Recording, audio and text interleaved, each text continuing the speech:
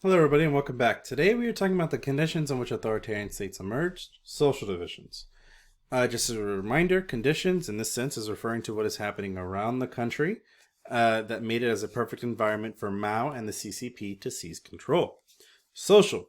Social is how groups of people or political parties interact with each other. Now, in today's lecture, I just want to take a quick pause.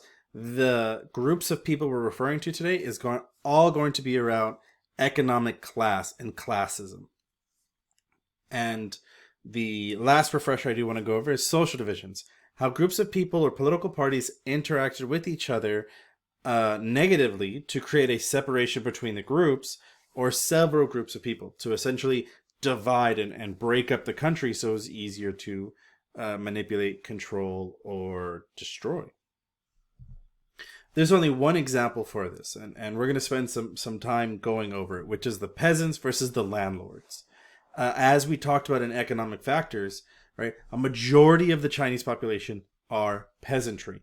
So the main social division here is between peasants and landlords. However, it isn't just a few group of people who are controlling the land. It is multifaceted.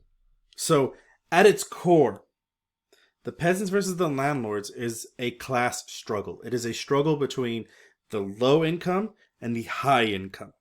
Just as you can see in this diagram here, it is the rich, the elites hold 10% of the population, 10% of the wealth, 1% of the wealth, and they are holding this and treating it to be more valuable over the remaining population in China.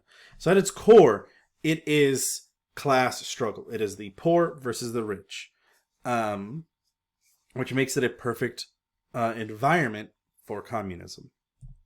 Now, in the rural areas of China, it is landlords controlling peasants. It is landlords who have majority of the land, majority of the population living on their land, and manipulating the situation, as we talked about with rural poverty, to keep them as poor and dependent on the landowners to survive.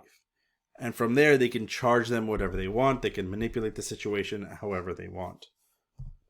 The urban areas is where we see the rich of the rich, the 1% in China, who are using their money that they are getting from foreigners that they have made from selling off their land to the 10% of landlords in the rest of China. And they are essentially creating an environment that is not exactly economically harmful like we see in the rural areas, right? They're not only manipulating how much money that the peasants have to pay them back for giving them a chance to work, but it's also incredibly unsafe.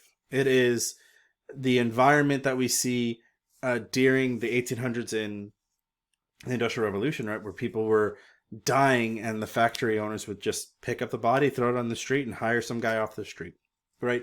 So it is very dangerous in the urban areas. Yes, you can make a little bit more money, but still, it is the wealthy suppressing the rest of the population. Which gives us our third example on why peasants versus landlords are able to do their job. Because you can only control people so much by keeping them poor. Which is why we have the warlords. The warlords were the rich from the rural and the rich from the urban, who would be the governmental officials who would control a certain area, who would control a state or a province, as it's called in China. So imagine the rich of the rich controlling the government of Texas. And anyone who tried to stand up against them, they would have peasant armies who they are essentially paying, who they are not forcing to work the fields, but instead forcing them to go fight other warlords or fight any of their peasant classes to keep them down. So Doesn't matter whether you were in the rural areas or the urban areas, these warlords had armies at their beck and call. They had personal guards at their beck and call. Now, this aspect of China is not unfamiliar. Throughout Chinese history, throughout the dynasties of China, warlords is the main way the government was set up. Certain states would have their governmental positions, right? The city of Wesako, for instance, and that city official will have an army that he would take care of, and he owed loyalty to Hidalgo County, and then Hidalgo County owed loyalty to the state of Texas. And so it worked in that manner. So warlords is not necessarily a foreign concept to the Chinese, but is a long cycle of this exact situation multiplying on itself. And the last division that was created, or that was exasperated, was by foreigners, was by Westerners. Westerners who came in, invested in China by taking some of their land to make a colony, buying their land to make a colony, and paying these warlords to get this cheap labor, paying these warlords to take care of anyone who tries to stand up against the factories, and this large sweeping area. So essentially you have the majority of the population of China being severely low income, severely in the peasant poor environment. And if they had any chance to try to stand up, you would have the warlords who would come in. You would have foreigners who would try to take land from them and root them up.